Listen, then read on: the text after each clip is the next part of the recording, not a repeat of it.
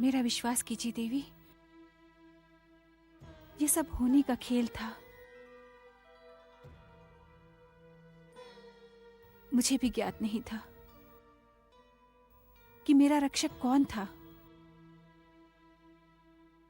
वे भी नहीं जानते थे कि मैं कौन हूं।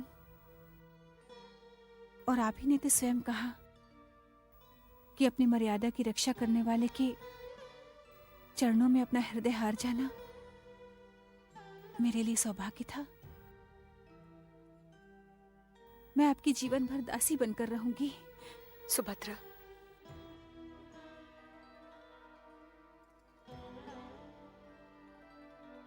तुम सच कह रही हो। ये सब विधि का खेल है। विधि के हाथों मैं आपकी जीवन भर दासी बनकर रहूंगी। नहीं सुभद्रा, तुम मेरे सखा की बहन हो। तुम मेरी दासी नहीं, मेरी बहन बनके रहोगी।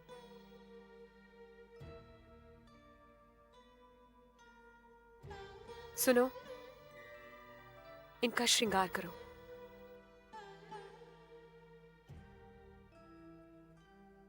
मैं अभी आई।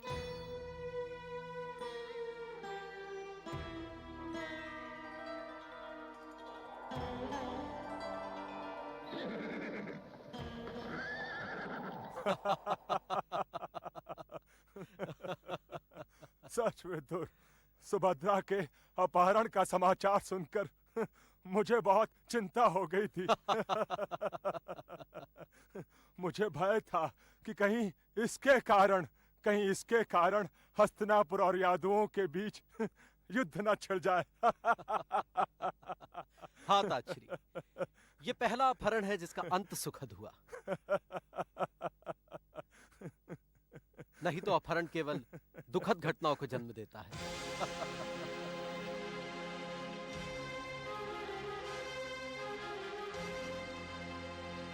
को आमंत्रित न करके तुमने समस्त कुरु साम्राज्य का अपमान किया है, और हम यह अपमान कदापि सहन नहीं कर सकते।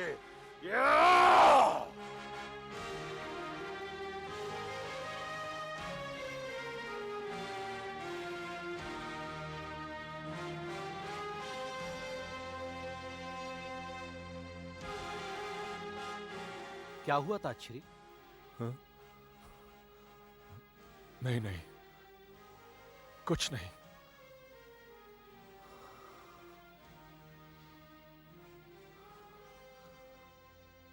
अच्छा विदुर, क्या अर्जुन को ज्ञात था कि दुर्योधन का विवाह सुभद्रा से होने वाला है? यह तो मैं कह नहीं सकता ताच्छरी, परंतु यह किसी से नहीं छुपा कि सुभद्रा और दुर्योधन का विवाह गांधार राज शकुनी के मस्तिष्क की उपज थी।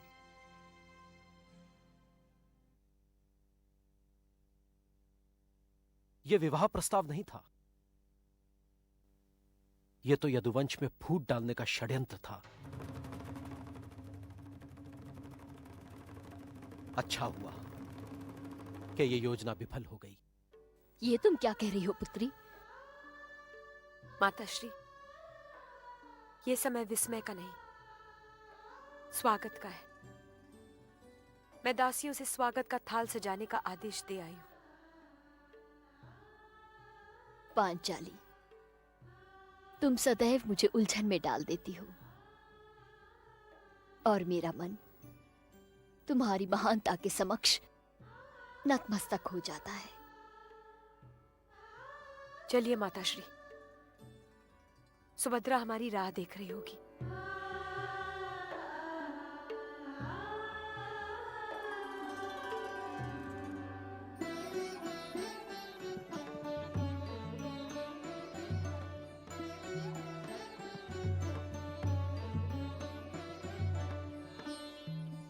अखंड सौभाग्यवती भव।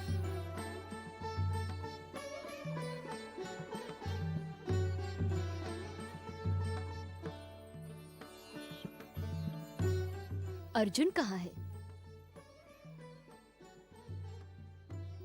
आपका पुत्र यहाँ है माते।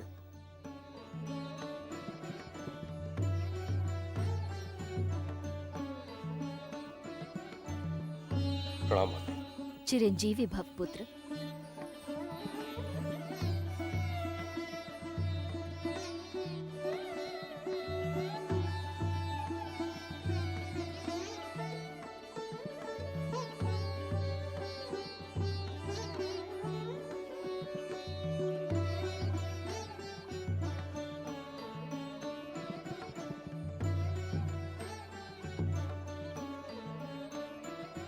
यदुवंश के कन्यारत्न ने पांडवों की मर्यादा को और भी बढ़ा दिया है।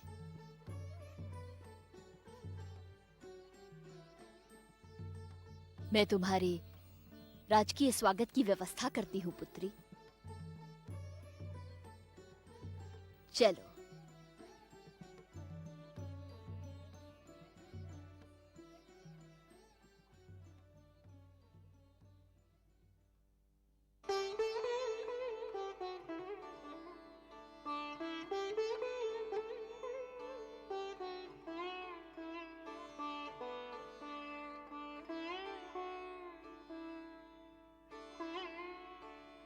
पांचाली,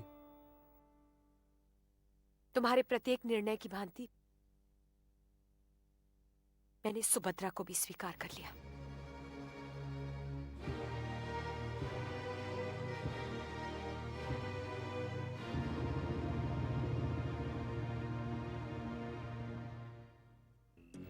मैंने तुमसे कहा था ना दुर्योधन कि तुम द्वारका में जाकर हलधर के पांव पकड़ लेना, और हलधर के पांव तुम तब तक मत छोड़ना जब तक सुभद्रा का हाथ वो तुम्हारे हाथ में न दे दे। किंतु तुमने बलराम के पांव छोड़ दिए और सुभद्रा का हाथ भी तुम्हारे हाथ से छूट गया। बस बस मामा श्री बस। मुझे आपकी बात पर विश्वास नहीं हो रहा। ऐसा नहीं हो सकता, ऐसा नहीं हो सकता। ऐसा हो नहीं सकता भांजे, ऐसा हो चुका है। अब सुभद्रा पांडु पुत्र अर्जुन की अर्धांगिनी बन चुकी है। ऐसा मेरे गुप्तचरों ने मुझे बताया कि इंद्रप्रस्थ में नववधु सुभद्रा का स्वागत हो रहा है। असंभव, असंभव मामा श्री। स्वयं गुरुदेव बलराम ने मुझे वचन दिया था कि सुभद्रा का विवाह होगा तो केवल और केवल मुझसे होगा, युवराज दुर्योधन से। और तुम उन पर विश्वास करके यहाँ लौट आए भांजे। तुमने ये भी समझने की चेष्टा नहीं की कि ये वचन तुम्हें हलधर ने दिया था, सुभद्रा ने नहीं। मामा श्री, इससे क्या अंतर पड़ता है? अंतर पड़ता नहीं अंगराज, अपितु अंतर पड़ चुका है। दुर्योधन के द्वारका से निकलने के पश्चात उस कृष्ण को अपना नाटक खेलने का अवसर मिल गया होगा। जब उसे ये पता चला होगा कि बलराम दुर्योधन से वचनबद्ध हैं, तब उसके षड्यंत्रकारी मस्तिष्क ने अपना कार्य आरंभ कर दिया होगा।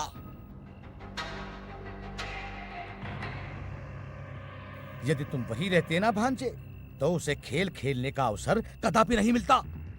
किंतु तुम्हें तो हस्तिनापुर आने की शीघ्रता थी ना, बस उसे नाटक खेलने का अवसर मिल गया। क्या नाटक खेला केशव ने? उसने अर्जुन द्वारा सुभद्रा का अपहरण करवा दिया। अपहरण? अपहरण? हाँ, निश्चित ही इसमें सुभद्रा की भी इच्छा रही होगी। देखा मित्र, देखा तुमने।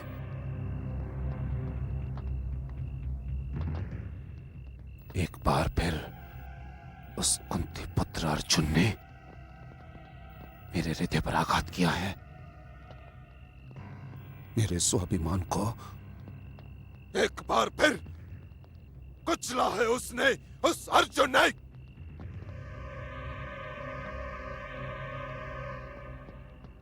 जितने आघात तुम्हारे हृदय पर हुए हैं, तुम्हारे स्वाभिमान को जितना कुचला गया है, वो मैंने सब अपने हृदय में समेट लिए हैं मित्र। मैं उन्हें गिन भी रहा हूं। उन्हें संभाल भी रहा हूं।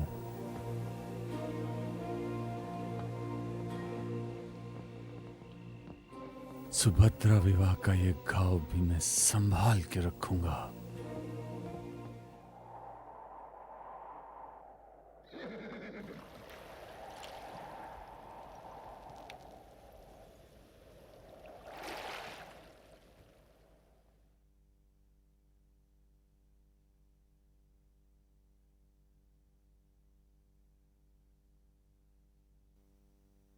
दाऊ, मुझे क्षमा कर दीजिए। नहीं सुभद्रा,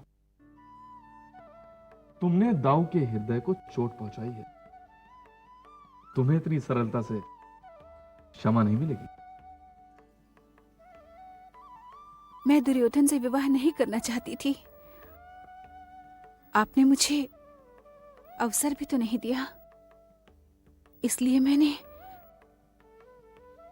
इसका अर्थ ये हुआ कि तुम अर्जुन के साथ अपनी इच्छानुसार आई थी, है ना? हाँ भैया, परंतु यहां आकर मुझे जो सुख मिला, जो स्नेह मिला, उसका वर्णन करने के लिए मुझे शब्द नहीं मिल रहे हैं। दाऊ, तब तो सुभद्रा को क्षमा कर देनी चाहिए, क्योंकि एक भाई अपनी बहन के सुख के अतिरिक्त और चाहता भी क्या है। सुभद्रा को क्षमा कर दीजिए दाऊ।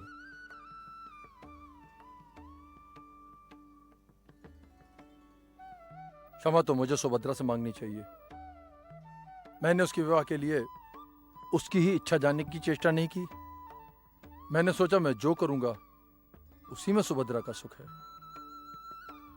कभी कभी बड़ों से भी भूल होती है। वे अपने छोटों को अवश्य कुछ देना चाहते हैं, किंतु छोटों से पूछना ही भूल जाते हैं कि उन्हें जो कुछ भी दिया जा रहा है उसकी उनको आवश्यकता है अथवा नहीं।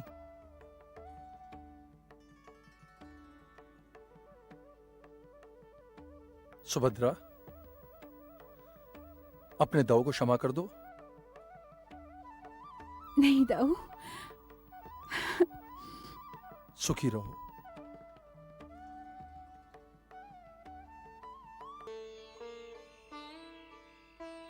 स्वामी,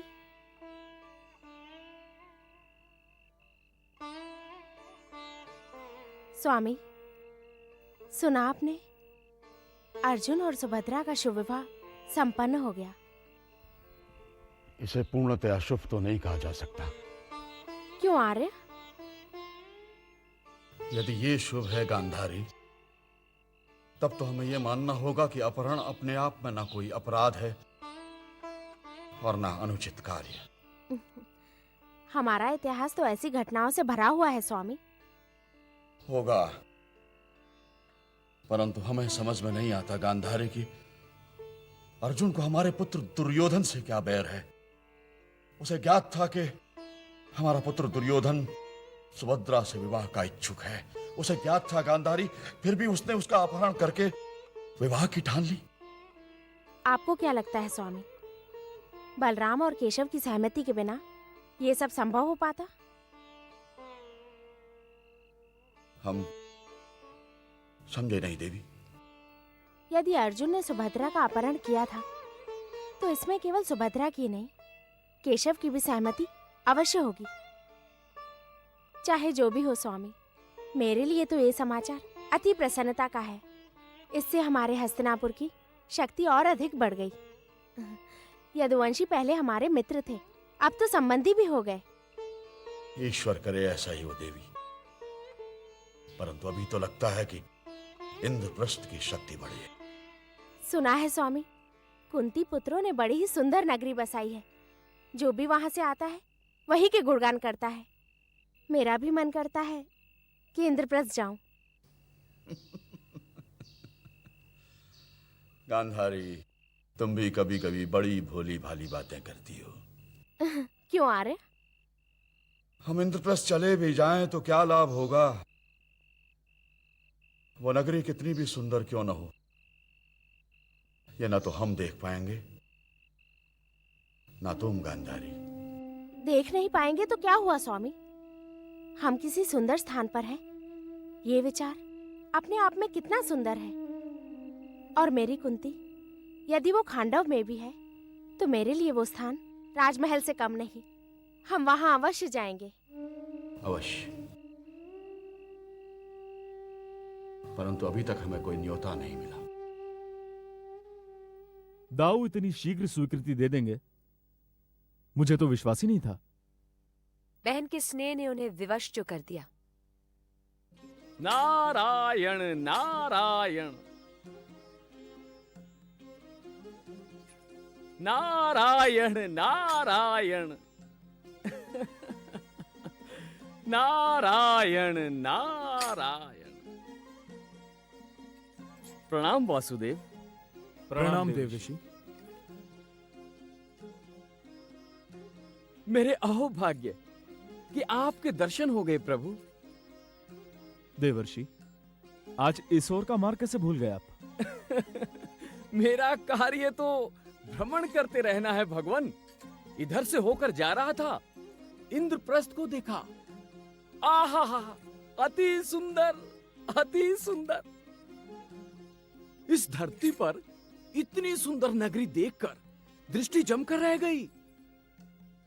सोचा युवराज युधिष्ठिर को बधाई देता चलूं। नारायण नारायण। देवर्षि, इंद्रप्रस्थ एक स्वतंत्र राज्य है और बड़े भैया यहां के नरेश हैं, और हम सब इन्हें महाराज युधिष्ठिर कह के पुकारते हैं। क्षमा करें वासुदेव, ज्येष्ठ पांडु पुत्र के मुख पर राजाओं जैसी आभा और सम्राटों जैसा पराक्रम तो झलकता है, परंतु महाराज बनने में अभी एक कसर शेष है।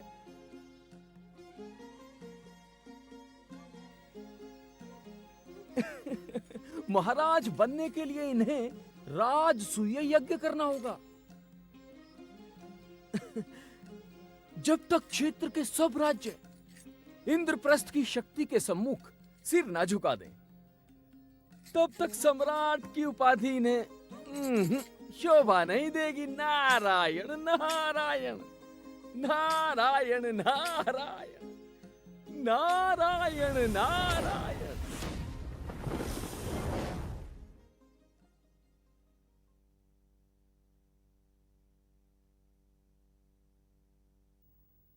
केशव, देवर्षि नारद सत्य कह रहे हैं।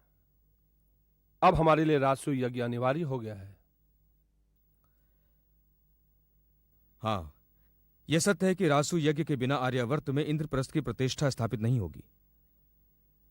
और अब तो हमारे पास किसी वस्तु की कमी भी नहीं है, धन भी है और शक्ति भी। अब समय गंवाना व्यर्थ है, हमें राजसूय यज्ञ करना ही होगा।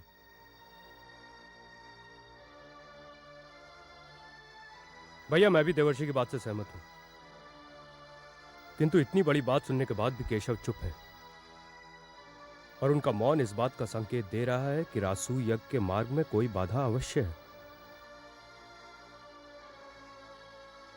हाँ पार्थ, एक बाधा तो अवश्य है। कैसी बाधा केशव? मगध नरेश। मगध नरेश जरासंध? हाँ बड़े भैया, मगध नरेश जरासंध, वो भी राजसूय यज्ञ करना चाहता है, और जहां तक मैं जानता हूं वो अत्यंत शक्तिशाली है। तो क्या वो भ्राता भीम और भ्राता अर्जुन से भी अधिक शक्तिशाली है? मैं उसकी व्यक्तिगत शक्ति की बात नहीं कर रहा हूं, मैं उसकी सेना की शक्ति की बात कर रहा हूं। परंतु केशव, सेना तो हमारे पास भी है।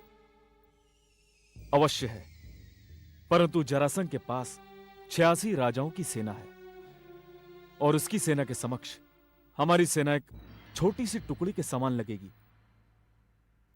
इतनी विशाल सेना उसने कैसे एकत्र की? बड़े भैया, वो 86 राजाओं को विजित कर चुका है।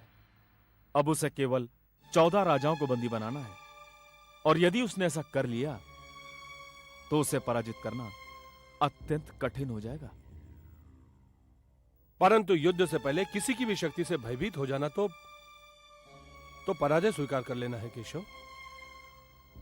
भ्राता भीम, युद्ध से पहले किसी की शक्ति को कम समझ लेना भी पराजय को न्योता देना है। परंतु केशव, आप तो हमारे साथ हैं ना? मैं तो सदैव ही तुम सबके साथ हूं, परंतु यह समस्या मगध नरेश जरासंध की है, और यह समस्या अत्यंत जटिल है, क्योंकि जरासंध शिव का भक्त है और उसने शिव जी को प्रसन्न करने के लिए 100 राजाओं का सिर भेंट करने का प्रण किया है। वो नरबली करना चाहता है? हां, वो 100 राजाओं का सिर शिव को भेंट करना चाहता है, और मैं नरबली के विपक्ष हूं। केशव, अर्थात हम राजसूय यज्ञ के विचार को त्याग दें और जरासंध से युद्ध करने के विचार को भी? नहीं पार्थ, राजसूय यज्ञ तो होके रहेगा। परंतु जरासंध के पराजय के पूर्व यह कैसे संभव है केशव? सबसे युद्ध ना तो रण क्षेत्र में लड़े जाते हैं और ना ही रण क्षेत्र में जीते जाते हैं। बड़े भैया के राजसूय यज्ञ के लिए जरासंध को राह से हटाना होगा, और यह कार्य ना तो युद्ध से होगा और ना ही सेना से। यह कार्य केवल और केवल नीति से होगा। और बड़े भैया, इस कार्य के लिए मैं मंझले भैया भीमसेन और पार्थ को मगध नरेश लेके जाना चाहता हूं, और वो भी ब्राह्मणों के वेश में।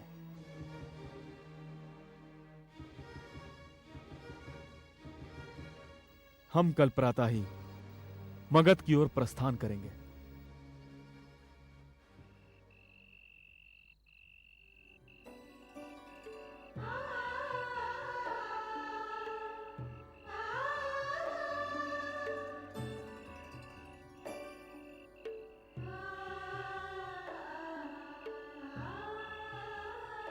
पांचाली,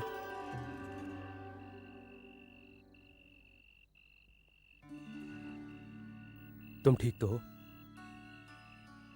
हाँ, मुझे क्या होना था?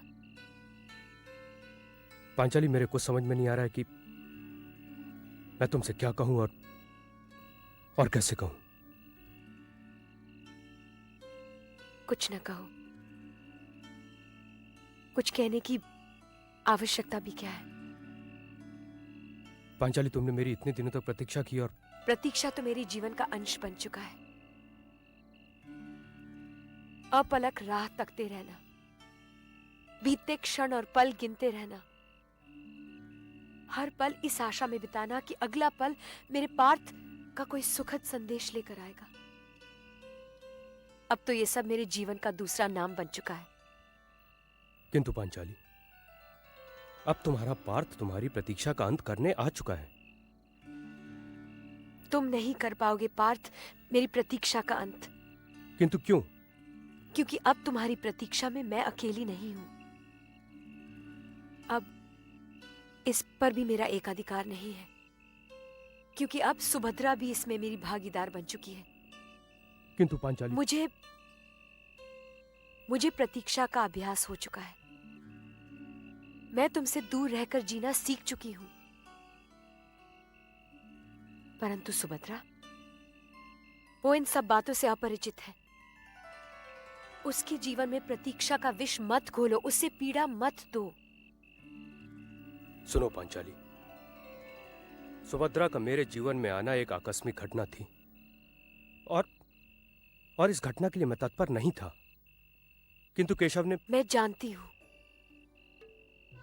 सब जानती हूं, और मुझे यह भी ज्ञात है कि यदि सुभद्रा तुम्हारे ही क्यों हमारे जीवन में आई है, तो भविष्य का कोई संकेत लेकर आई होगी। और यदि ऐसा न होता तो मैं स्थितियों के साथ इतनी सरलता से समझौता नहीं करती।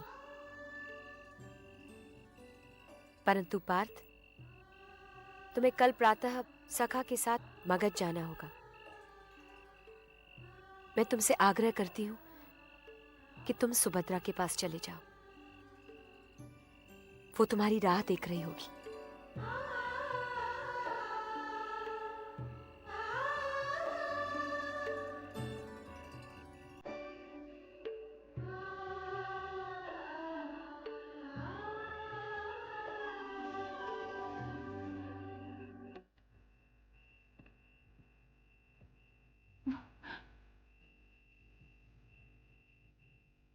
आर्य आप?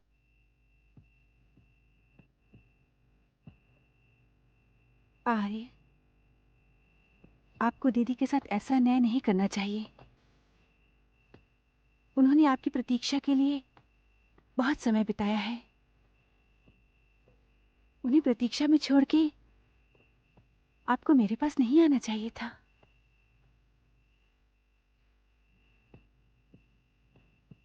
सुभद्रा, मुझे पांचाली ने ही तुम्हारे पास भेजा है।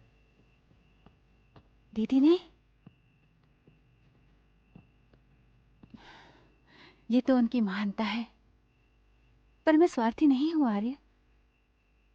आपने मेरी रक्षा की, मेरी मर्यादा बचाई, मुझ पर बहुत बड़ा उपकार किया। परंतु दीदी ने मुझे स्वीकार किया, मुझे अपनी बहन बनाया। ये तो उपकार से भी बढ़कर है। उन्होंने मुझे नया जीवन दिया,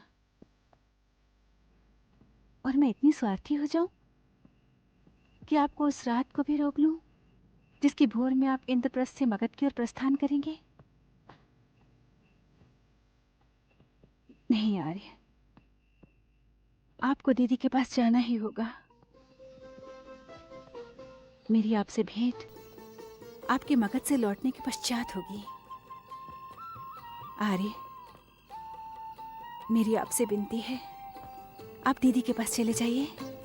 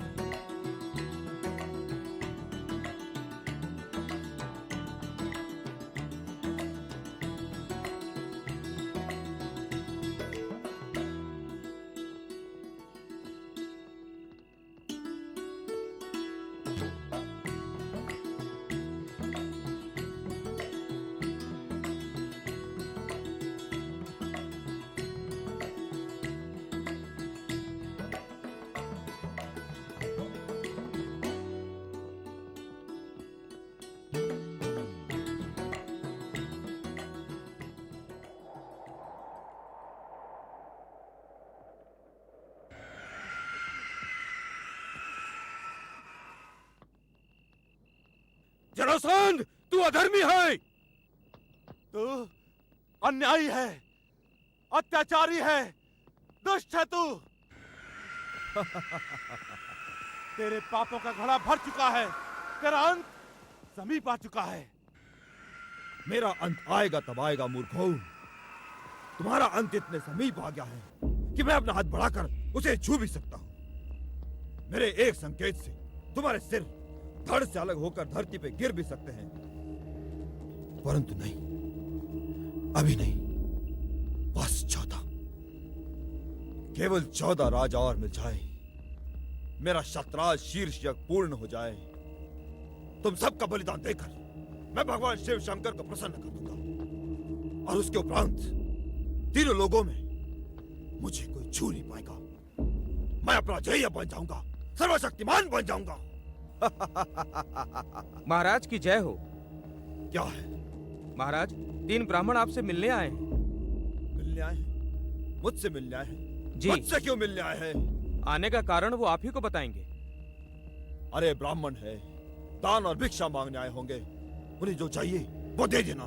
उन्हें भिक्षा नहीं चाहिए महाराज, उन्हें दान भी नहीं चाहिए। वो तो केवल आपसे मिलना चाहते हैं। ठीक है, उन्हें राजसभा में उपस्थित किया जाए। जी महाराज। सावधान, मगध नरेश, महान योद्धा महाराज जरासंध पधार रहे हैं।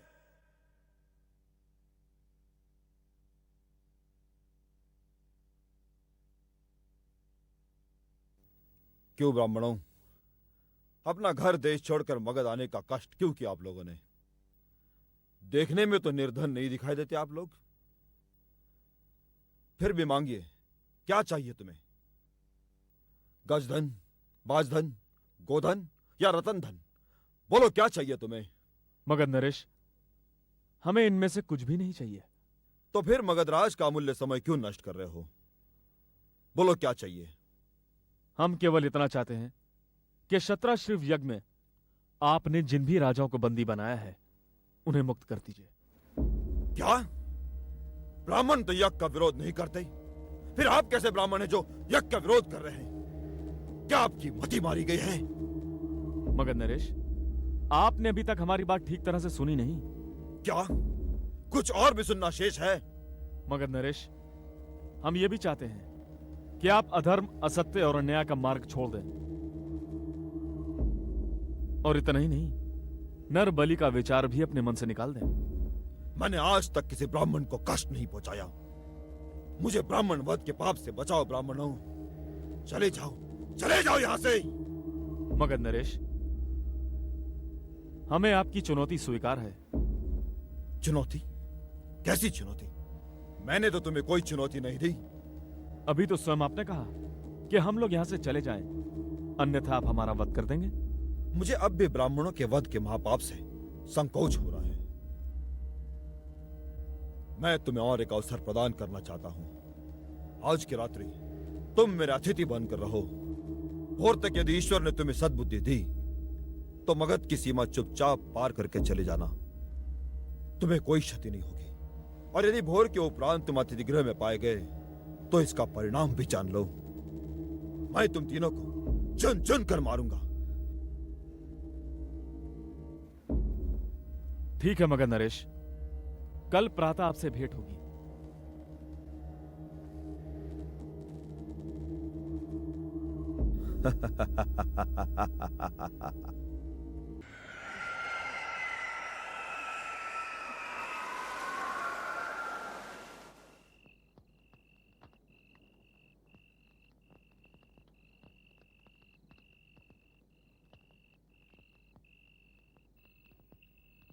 केशव, क्षमा करें किंतु मेरे समझ में आपकी ये लीला ना आई। यह कोई खेल नहीं है पार्थ। यह जरासन को रणभूमि से हटाकर युद्ध करने की नीति है। क्योंकि मैं जरासन की शक्ति को उसकी सेना की शक्ति से घटाना चाहता हूं। केशव, क्षमा करें। जरासंध का शरीर देखने में बड़ा अवश्य है, परंतु मुझे तो वो तनिक भी शक्तिशाली नहीं लगा। अब मुझे अपनी शक्ति पर घमंड नहीं है, अपितु विश्वास है। जरासंध मेरे सामने अधिक देर तक टिक नहीं सकता। मंजले भैया, ये आप इसलिए कह रहे हैं क्योंकि ना तो आप जरासंध को जानते हैं और ना ही उसकी शक्ति को। क्योंकि जो वो दिखता है वो है नहीं, और जो वो है वो दिखता नहीं। किंतु कौन है वो? वैसे तो वो संतान क्षत्रिय की है, किंतु उसके कर्म राक्षसों जैसे हैं। वो मेरे मामा कंस के चरित्र का प्रतिबिंब है। वो मेरे मामा कंस का ससुर है।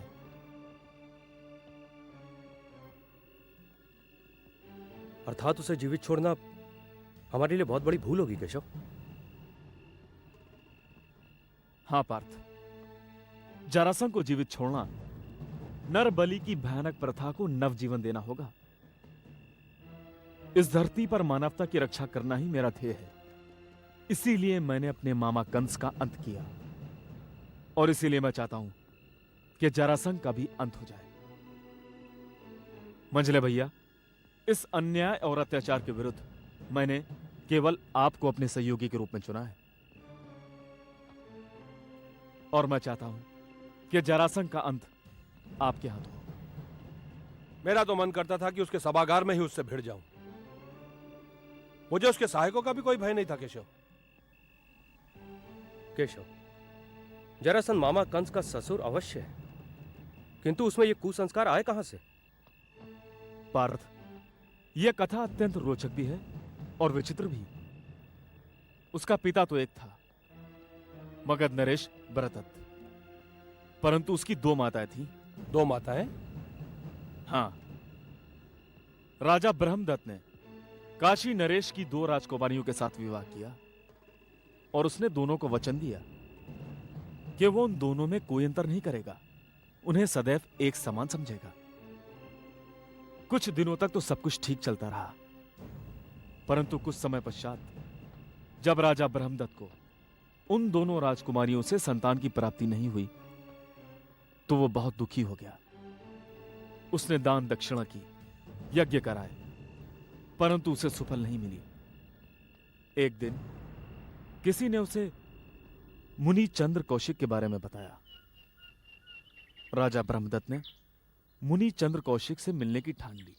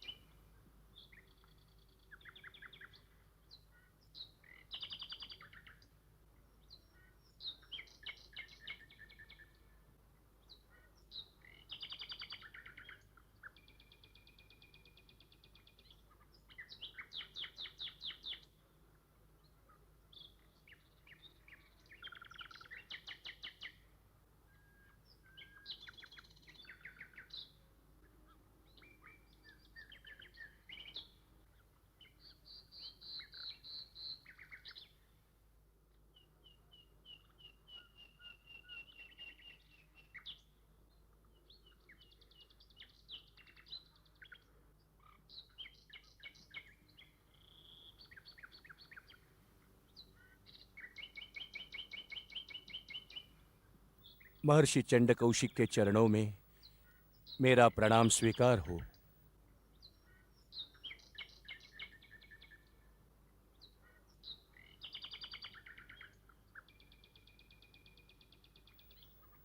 मगधराज वेदरथ, हाँ, मेरा उद्धार कीजिए, मेरा उद्धार कीजिए।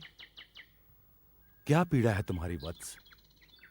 हे मुनिश्रेष्ठ, वृद्धावस्था मेरी ओर दौड़ती चली आ रही है, पर अभी तक संतान से वंचित हूं।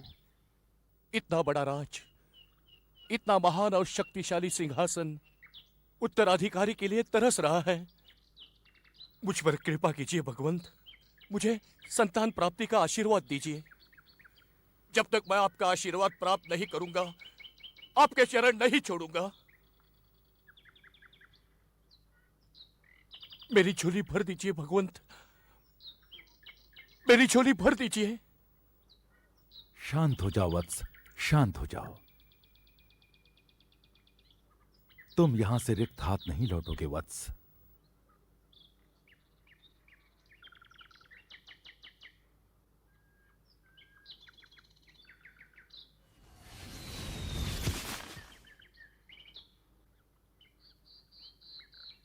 लो,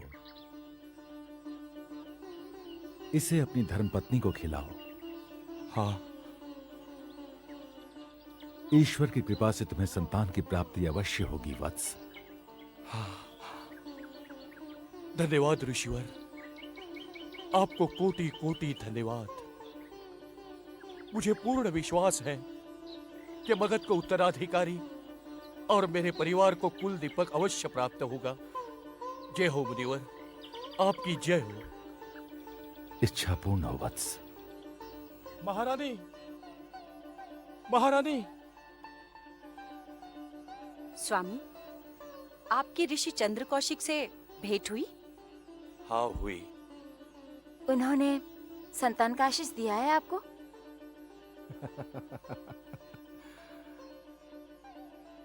उन्होंने न केवल मुझे आशीर्वाद दिया है, किंतु उन्होंने आप दोनों के लिए भी कुछ दिया है। क्या दिया है स्वामी? ये लो।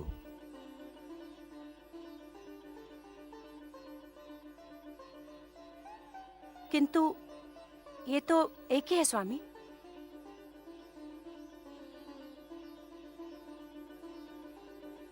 हाँ महारानी, उत्साह में मैं ऋषिवर को यह बताना भूल गया कि मेरी 2 महारानियां हैं और दोनों मुझे एक समान भी हैं।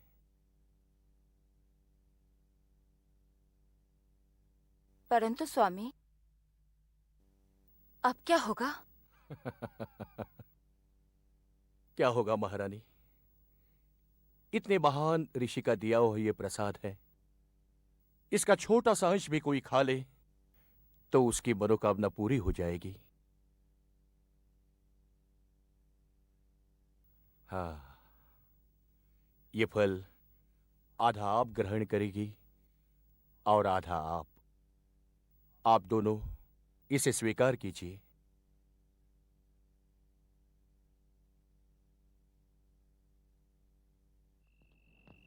केशव, इसका अर्थ यह है कि राजा बृहदत्त को 2 संतानों की प्राप्ति हुई? नहीं, दोनों रानियों ने फल आधा आधा खाया, जिसके परिणाम स्वरूप उन्हें पुत्र भी आधे आधे प्राप्त हुए। आधे आधे? हाँ, सिर से पांव तक आधे आधे, जैसे लकड़ी के एक टुकड़े को आगे से चीरकर 2 भागों में विभाजित कर दिया गया हो। केशव, तो फिर दोनों वो जीवित कैसे रहे? जब इस विषय में राजा ब्रह्मदत्त और उसकी दोनों रानियों को पता चला तो उन लोगों ने अपना माथा पीट लिया। राजा ब्रह्मदत्त ने अपनी दासी से कहा कि वो उन दोनों को वन में छोड़ाए।